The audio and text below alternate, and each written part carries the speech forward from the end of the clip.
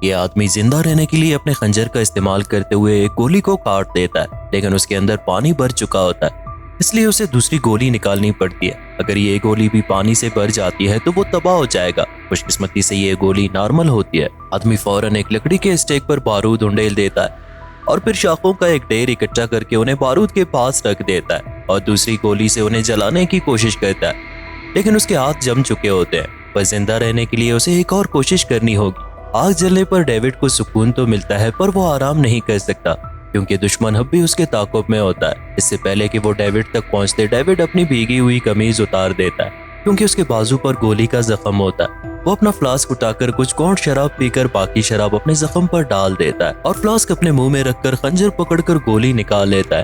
پر یہ تو بس پہلا قدم تھا۔